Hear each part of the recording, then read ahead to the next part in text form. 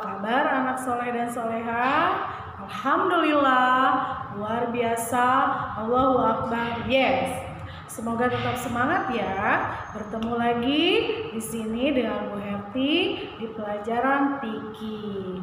Nah, hari ini Bu Herti hanya ingin mereview, mengulang pelajaran yang bab tentang bersuci ya.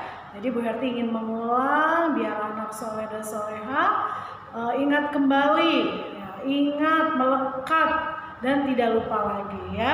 Yaitu bab bersuci tentang macam-macam air yang dapat digunakan untuk bersuci. Ada yang masih ingat? Oh, alhamdulillah masih banyak ya yang masih ingat. Nah, kalau yang sudah lupa, ayo belajar lagi sama Bu Herti ya. Macam-macam air untuk bersuci. Ada apa saja anak soleh dan soleha? Air untuk bersuci diantaranya yaitu yang pertama air hujan. Nah, jadi air hujan ini bisa digunakan untuk bersuci ya. Boleh untuk mandi, boleh untuk berwudu, pokoknya boleh untuk bersuci, yaitu air hujan.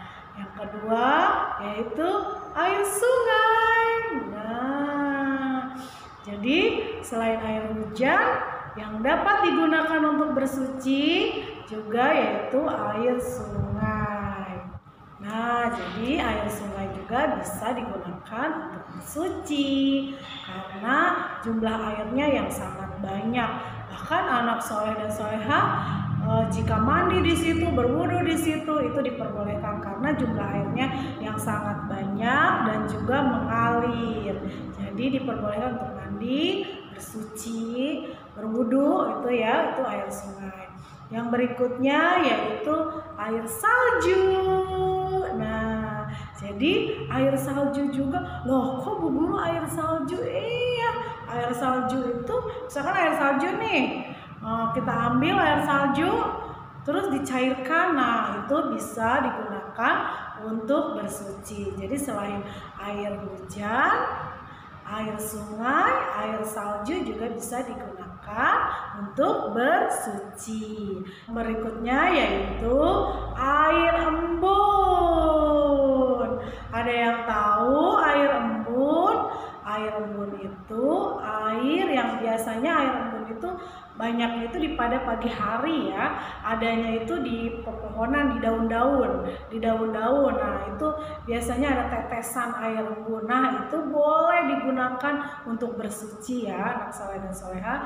Kalau anak soleh dan soleha belum pernah lihat air embun, nanti bangun pagi-pagi yang punya tumbuhan di halaman rumahnya, pagi-pagi keluar lihat. Biasanya tuh di daun itu biasanya ada air embun. Nah, itu boleh digunakan untuk bersuci.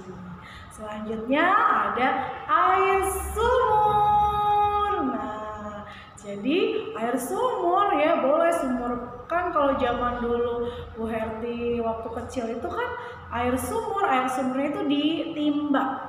Ada yang ditimba, ada juga yang dipompa. Nah, kalau sekarang kan menggunakan jet pump, air pump ya. Nah, kalau dulu itu air sumur. Nah, kalau misalkan sekarang masih ada yang menggunakan air sumur yang seperti ditimba atau dipompa, nah itu boleh digunakan untuk bersuci ya. Selanjutnya yaitu air laut. Nah, Bu Guru, air laut itu kan rasanya asin. Kok bisa sih digunakan untuk berwudu, untuk bersuci? Tidak apa-apa karena air laut itu jumlahnya sangat banyak ya, sangat banyak dan mengalir ya. Jadi air untuk bersuci itu jika jumlahnya sangat banyak, lebih dari 2 kulah itu maka boleh digunakan untuk bersuci, berwudu ataupun mandi ya. Nah, itu anak soleh dan soleha, macam-macam air untuk bersuci. Nah, jadi itu macam-macam air untuk bersuci.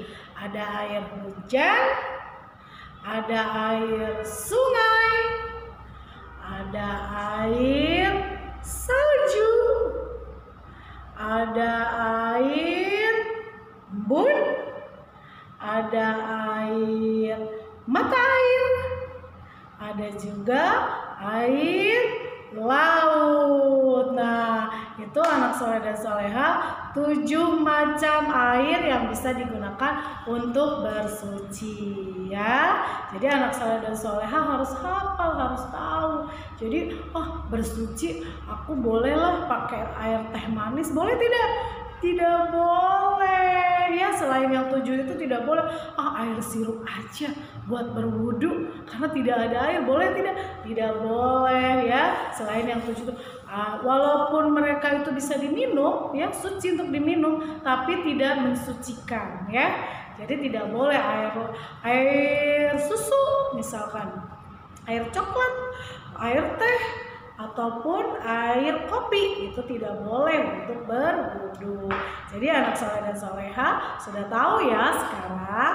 Nah, sekarang tugasnya anak soleh dan soleha ditulis di buku tulis speaking tuh macam-macam air untuk mensucikan ya, macam-macam air suci ya. Jadi anak soleh tulis 7-7-nya ya, ketujuh macam-macam air. Oke. Nah, udah dulu ya anak soleh dan soleha pelajaran hari ini Bu Herti akhiri. Semoga pelajaran hari ini bermanfaat untuk kehidupan kita di dunia dan di akhirat. Bu Herti akhiri. Assalamualaikum warahmatullahi wabarakatuh.